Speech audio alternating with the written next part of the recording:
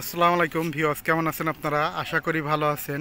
তো ভিউয়ার্স, অনেক দিন পরে আবার আসলাম একটা কুশুলের ক্ষেতে। আসলে এই জায়গায় আখ রোপণ করেছে এবং এই আমাদের এই আখ ক্ষেতটা আসলে অনেক সুন্দর লাগলো। তো মনে করলাম যে এই ভিডিওটা আপনাদের সাথে একটু শেয়ার করি, ঠিক আছে?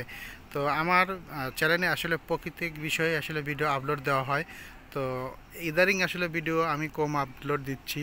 তারপরেও যেহেতু চ্যালেঞ্জ, সেহেতু ভিডিও তো দিতে হবে। তো এর জন্য এই সরাসরি আখ ক্ষেত বা কুশুল ক্ষেত যেটাই বলেন না কেন, আমরা দেখে থাকি আর কি।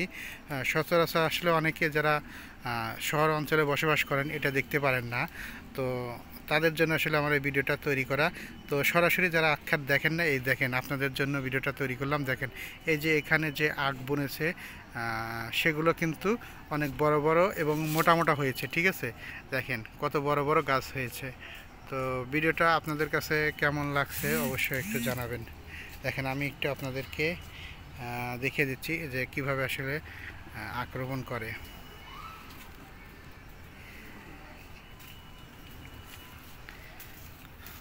দেখেন এখানে কিন্তু লাইন বেঁধে করে গাছ লাগানো হয়েছে, ঠিক আছে?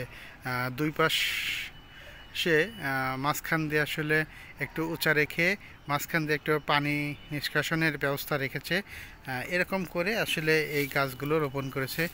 দেখতে কিন্তু ভালো লাগতেছে। দেখেন এই কুশলটা কিন্তু অনেক মোটা দেখা যাচ্ছে, ঠিক আছে? এই যে আমি একটা ধরে দেখলাম আর কি, এটা কিন্তু অনেক মোটা হয়েছে। আর ওই দেখেন একটা গোড়াতে বেশ কয়েকটা করে, একটা দুটো তিনটে চারটা পাঁচটা ছয়টা সাতটা আটটা, ঠিক এই গোড়াতে আটটা কুশল কিন্তু একসাথে রোপণ করা হয়েছে, ঠিক আছে? রোপণ হয়েছে এরকম প্রত্যেকটা গোড়াতেই 8-10টা করে কুশল রোপণ করা হয়েছে, ঠিক আছে? তো মোটামুটি আপনাদেরকে একটু আখ ক্ষেতটা দেখানোর চেষ্টা করলাম। তো ভিডিওটা কেমন হলো একটু কমেন্ট বক্সে জানিয়ে যাবেন। তো আজকের মতো এখানে বিদায় নিচ্ছি। ভালো থাকবেন, সুস্থ থাকবেন। আল্লাহ হাফেজ।